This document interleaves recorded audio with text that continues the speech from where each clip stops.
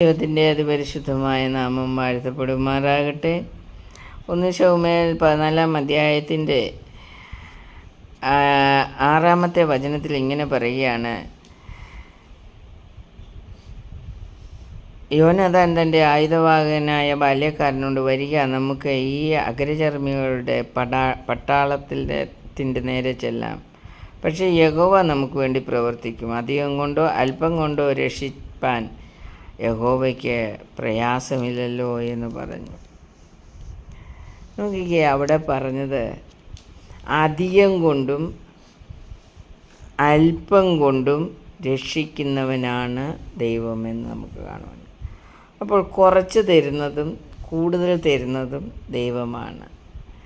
വലിയ അനുഗ്രഹങ്ങളെ തരുന്നവനും ദൈവമാണ്. കുറച്ച് തന്നിരിക്കുന്നതും ദൈവമാണെന്ന് മനസ്സിലാക്കിക്കൊണ്ട് ആ ദൈവത്തിലേക്ക് കൂടുതൽ അടുക്കുവാൻ നാം ആഗ്രഹിക്കുന്നെങ്കിൽ തീർച്ചയായും നമ്മളെ അല്പത്തിൽ വിശ്വസ്തരായി നാം ജീവിക്കുമ്പോൾ അധികത്തിൽ നമ്മെ എത്തിക്കുവാൻ നമ്മുടെ ദൈവത്തിന് കഴിയും.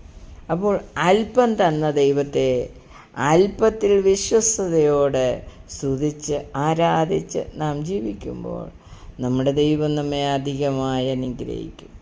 അപ്രകാരം അനുഗ്രഹിക്കപ്പെടുവാൻ നമുക്ക് ഓരോരുത്തർക്കും ഇടയായി തീരട്ടെ എന്ന് പ്രാർത്ഥിക്കുന്നു. ദൈവം അനുഗ്രഹിക്കുമാറാകട്ടെ.